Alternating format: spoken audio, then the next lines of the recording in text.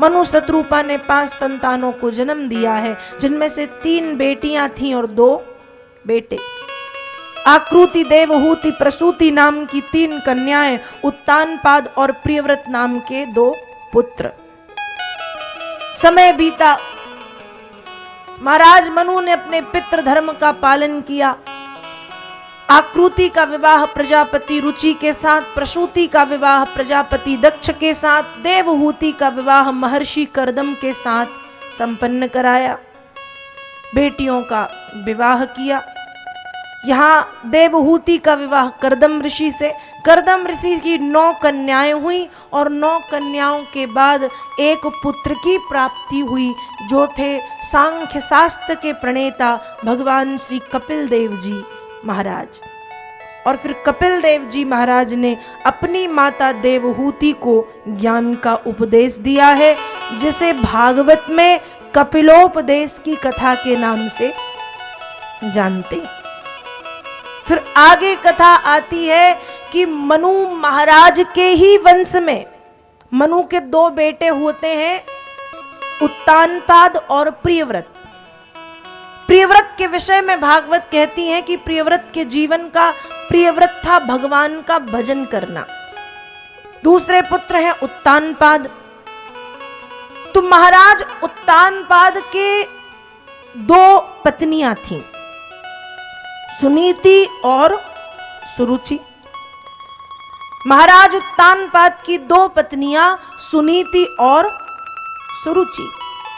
सुनीति के पुत्र हुए ध्रुव और सुरुचि के पुत्र हुए उत्तम। और एक दिन की बात है, जो सुनीति के बेटे ध्रुव हैं, वो अपने पिता की गोद में विराजमान थे। और जब पिता की गोद में बैठे थे, सौतेली माँ ने देखा, बच्चे को पिता की गोद से उठा करके पृथ्वी पर फेंका और कहा कि यदि तुम्हें पिता की गोद में बैठना है तो या तो तुम मेरी कोख से जन्म लो या जंगल में जाकर के तप करो। ध्रुव ने सारी बात अपनी माता सुनीति को बताई। उस समय सुनीति ने ध्रुव को जंगल में जाकर के हरिनाम गाने के लिए प्रेरित किया और यहाँ पर ध्रुव जी महाराज हरिनाम गाने के लिए जंगल में चले गए। 6 महीने तक बिना कुछ खाए पिए उस 5 वर्ष के बच्चे ने कठोर तप किया और ध्रुव की तपस्या से प्रसन्न होकर के श्री हरि नारायण प्रकट हुए और प्रकट होकर के ध्रुव को भगवान ने दर्शन दिए। और जब भगवान प्रकट हुए तो ध्रुव जी महाराज कुछ कहना चाहते हैं, लेकिन कहने में असमर्थ हैं।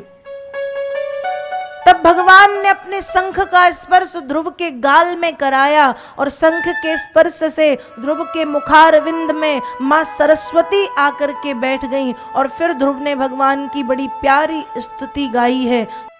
भगवान ने अपने शंख का स्पर्श ध्रुव के गाल में कराया, मुख में सरस्वती आकर के विराजमान हुई। बड़ी सुंदर स्तुति श्री ध्रुव जी महाराज भगवान की करते हैं कि हे प्रभु, दिन रात मैं आपके नाम को गाता रहूं, जब ना मिलो तो कामियों की तरह चाहूं और जब मिल जाओ तो लोभियों की तरह मैं आपको छिपा करके रख लूं। मेरा दिन मेरी रातें आपका नाम लेते लेते व्यतीत हो जाएं, ऐसा वरदान श्री ध्रुव जी महाराज मांगते हैं। भगवान ने वरदान दिया है भक्ति का, साथ में यह भी कहा 36,000 वर्ष तक तुम पृथ्वी पर शासन करोगे और 36,000 वर्ष के बाद पृथ्वी को त्याग करके जब तुम मेरे धाम को आओगे तो मैं स्वयं उत्तर दिशा में तुम्हारे लिए ध्रुवलोक का निर्माण कराऊंगा। दुनिया के सारे तारे टूट जाएं, डूब जाएं, नष्ट हो जाएं, लेकिन तुम न टूटोगे, न डूबोगे, न नष्ट होगे। उत्तर दिशा में तुम्हारा स्थान स्थायी होगा और तुम भक्त ध्रुव के नाम से एवं ध्रुव तारा के नाम से जाने जाओगे। वरदान पाकर के ध्रुव जी घर आए। समय बीता, ध्रुव राजा बने। जीवन का आखिरी समय जब आया तो ध्रुव तपस्या करने बद्रीनाथ चले गए। और एक दिन ध्रुव जब जीवन के आखिरी समय में तपस्या करके उठे, अचानक ध्रुव के सामने एक बहुत सुंदर देवी आकर के खड़ी है, जो हाथ जोड़ के ध्रुव के सामने खड़ी है। ध्रुव जी ने पूछा कि आप कौन? उसने बताया कि मैं मृत्यु हूं। तदोत्तान पदः पुत्रो ददर्शान्तकमागतम् मृत्योर्मूर्धन्यं पदं दत्त्वा आरूरोहाद्भुतं ग्रहम्। कहा मैं मृत्यु हूं, मुझसे क्या चाहती है? मृत्यु ने कहा तुम्हें लेने आई हूं। ध्रुव ने कहा तो ले चलो। मृत्यु सिर झुका के खड़ी है।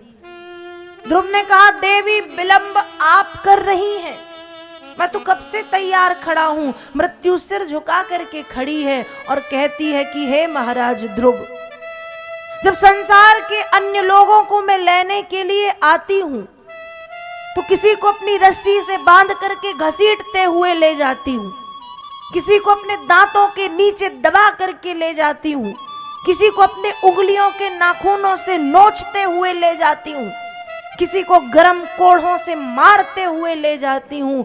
लेकिन हे महाराज ध्रुव, आज आपकी भक्ति के सामने मृत्यु भी सिर झुका के खड़ी है। क्यों? क्योंकि मृत्यु आपसे कहती है आप मृत्यु के सिर पर पैर रखो और भगवत धाम की ओर गमन करो। उस समय ध्रुव जी महाराज मृत्यु के सिर पर पैर रख के भगवत धाम के लिए गमन करते हैं। ये भगवान की भक्ति है। भक्ति इतनी भयंकर होती है कि मृत्यु को भी झुकना पड़ता है और सिर झुकाना पड़ता है।